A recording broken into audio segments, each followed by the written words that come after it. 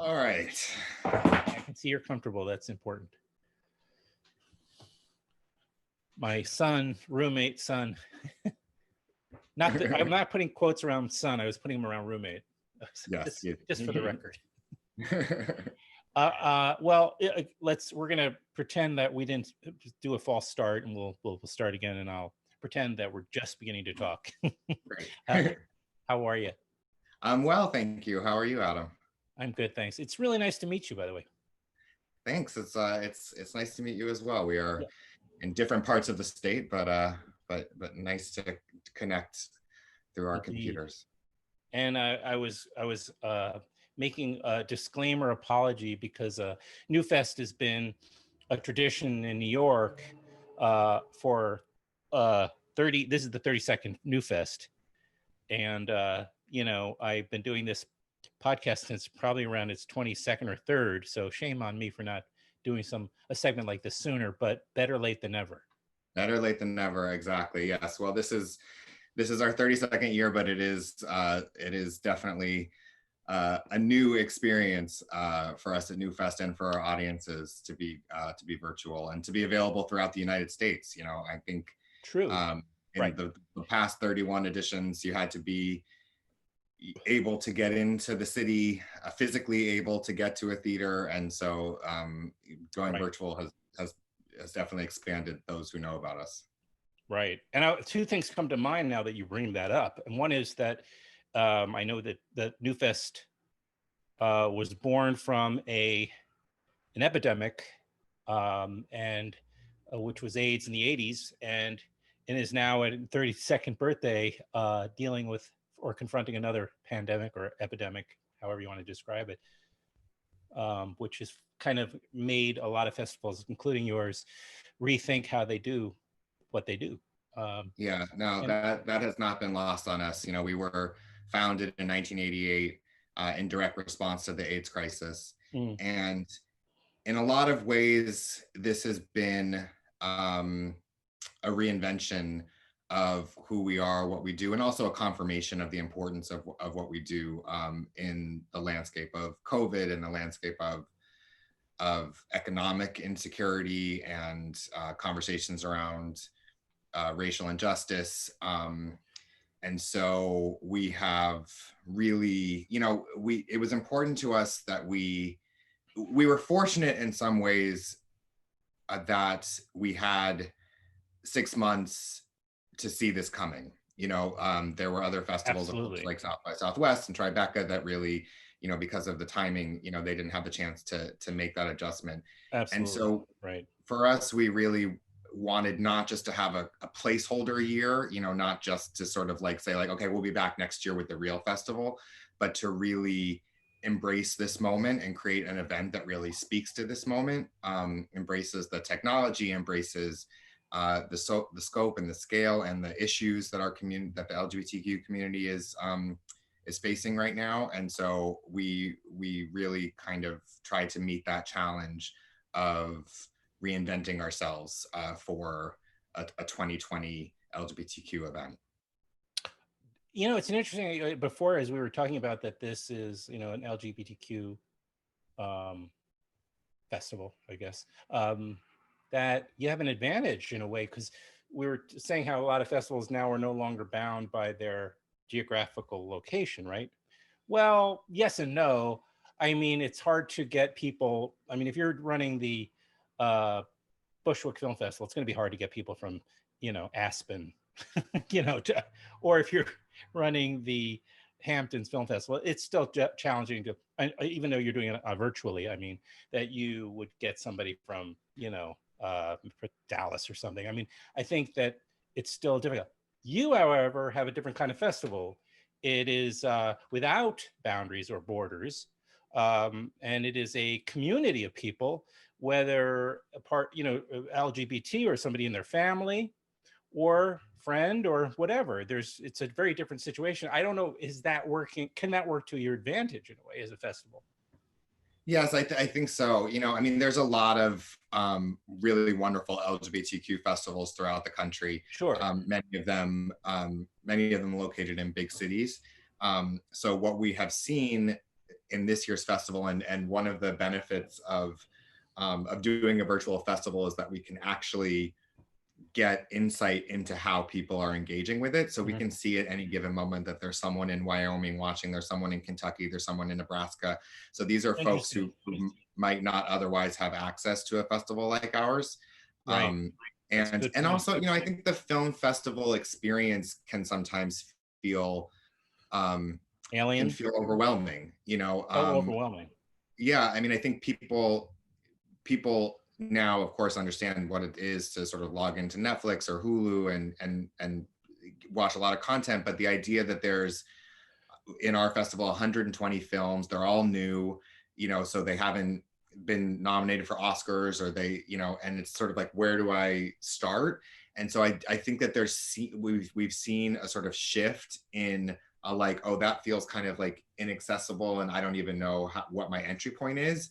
Okay. To like, and part of that I think is because of the platform that we built. We built a platform that really resembles a Netflix type platform, and so people are like, oh, okay, I can just kind of scroll around, see if I like this film, if I like it, I'll keep watching. If not, I'll look for something else. And so I think both in terms of having access to an organization that's providing a platform for content like this, and also the mechanism through which the content is sort of delivered and experienced, both of those things have expanded who feels like they have a seat at this table.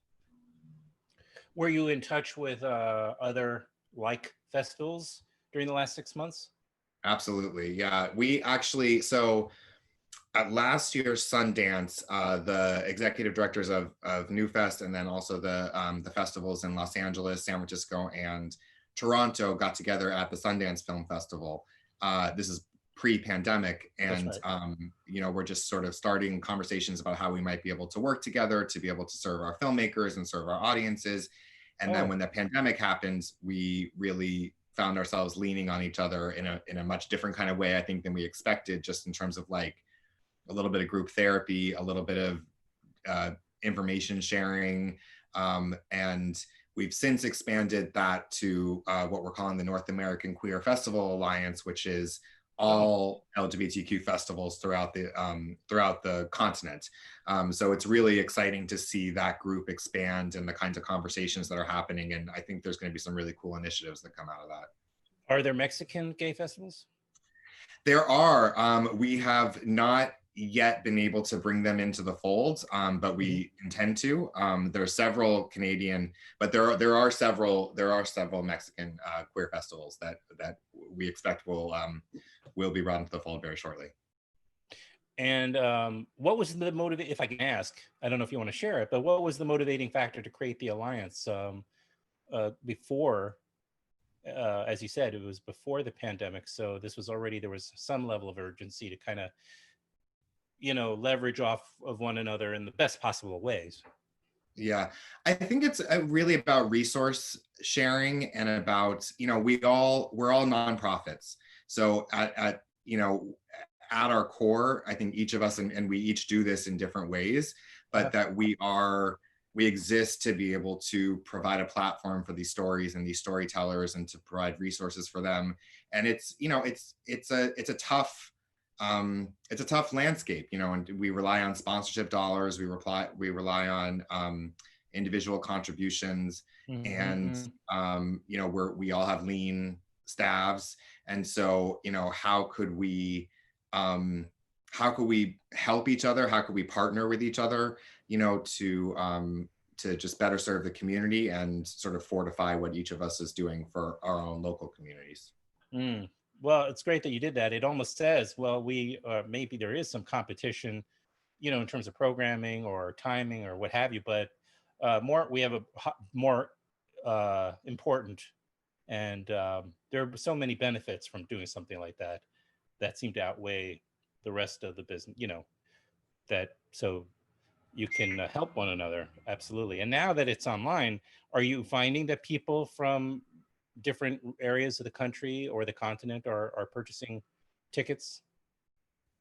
Absolutely, yeah. I mean, you know, we have limited marketing dollars, right? Sure. So like, not like we can do a full nationwide campaign.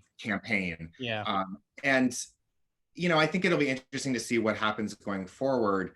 Our New York audiences are the ones who know us, who are, really engaged with us. We are a year-round organization, so we do, 4 to 5 events every month. Oh, wow. And so those are the folks that are really kind of, in our circle.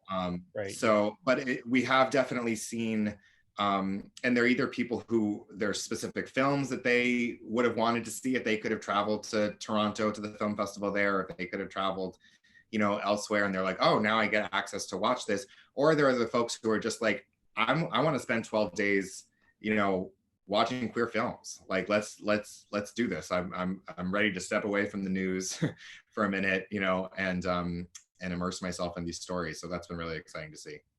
What was I going to say? I was going to ask you about that. Oh, yeah. So did you notice any kind of? I mean, we're approaching a major elections, to say the least.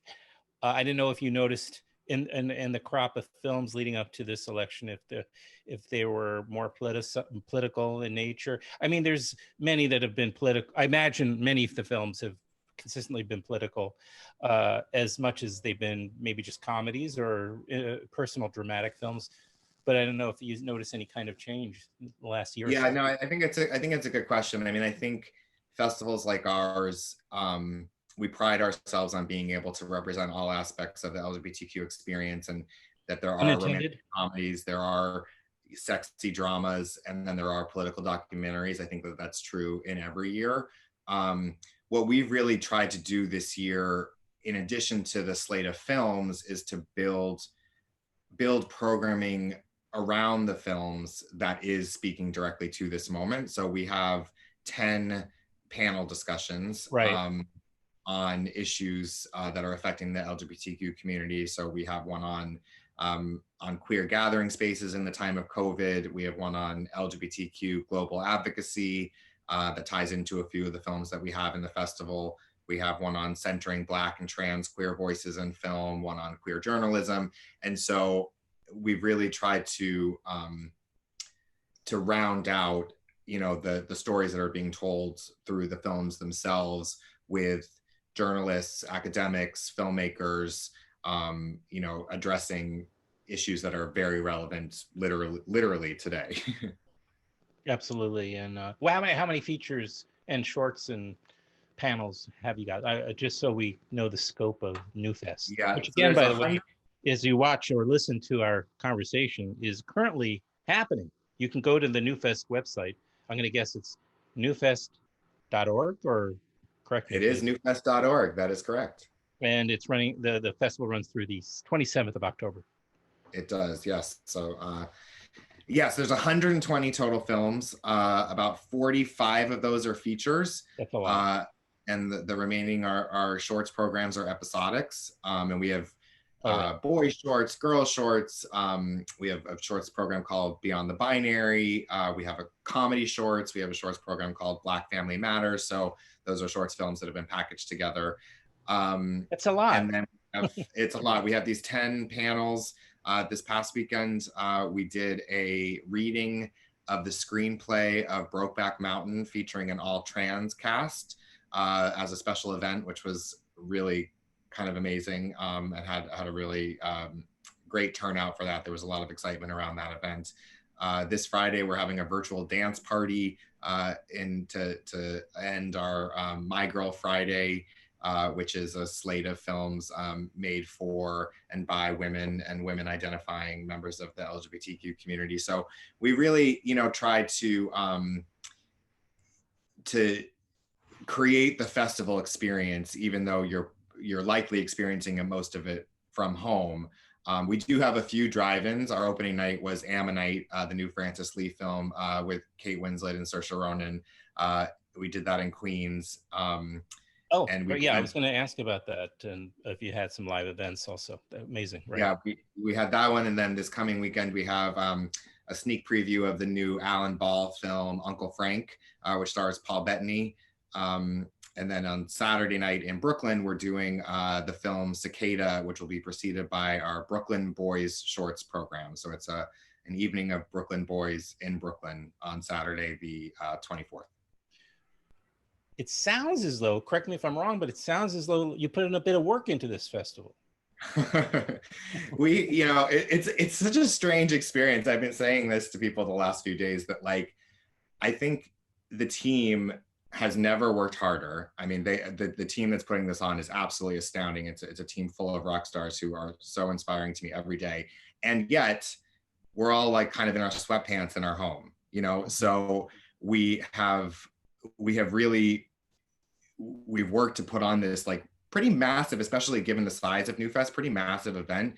And we did the interesting thing about the timing of producing the event is that we did Q&As for every single film. So we had to pre-record all of those, which was, as I'm sure you can imagine, sort of a scheduling challenge, and we've become sort of like a television production studio of sorts. We also recorded introductions to all of the films in front of historic LGBTQ landmarks around New York. That's clever. Yeah. Yeah, it was Poignant. We really wanted to sort of capture the energy and the spirit of the city, because we're not able to gather together in person, and also really tip our hat to gathering spaces, community organizations, LGBTQ owned businesses that have been really affected by the pandemic. And so we were at the New York City AIDS Memorial, we were at Stonewall, we were at Julius's, we were at Washington Square Park and the Lesbian Her Story Archive.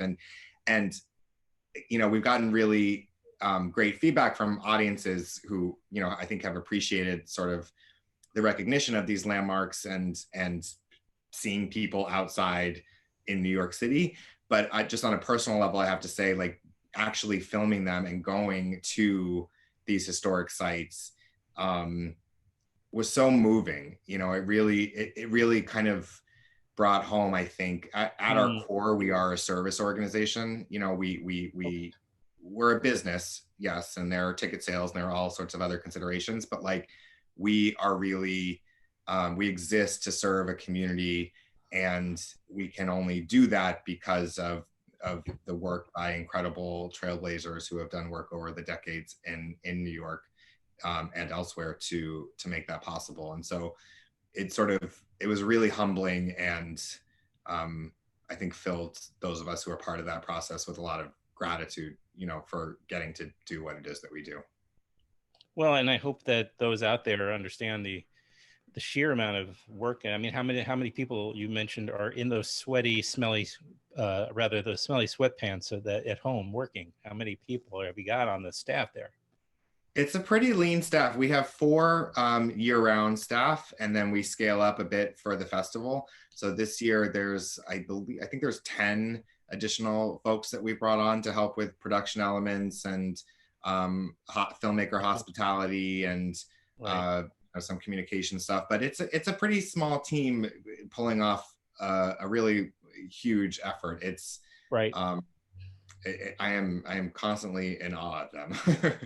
Well, kudos to Team NewFest. And David Hatkoff is the executive director of NewFest and our guest today. And the festival, again, is currently happening right now. So go to newfest.org to purchase tickets for virtual screenings. There is still some drive-in opportunities. I imagine those have capacity issues, so one should be aware of that, like that. And then also panel events that are available on the website as well. It's been a pleasure. Did we leave anything out? Did I forget? Do we? No, I think that's it. I think as you said, there's still time to really do a deep dive. And I think those who are like, maybe I'll watch 1 or 2 films, have found that, when they've gotten a pass, that they kind of fall into the good kind of rabbit hole and sort of go from film to film. And so I hope people take advantage of this opportunity from wherever you are in the country. It's a lot of films, and only so many will get any kind of the lucky few get a broader distribution, or a distribution of a size that is marketed and where will reach a lot of eyes. So this is really the chance to see a lot of film and support independent film, you know. Exactly. So, well, it's great to talk to you. Thank you. And we'll do it Thank you again so much, Adam. What's next year. that? Let's do it again next year. Let's make sure it's a regular thing. I would love that. I would love that. Thanks so much. You bet. All right. Okay. Okay. Have a good one. You too. All right.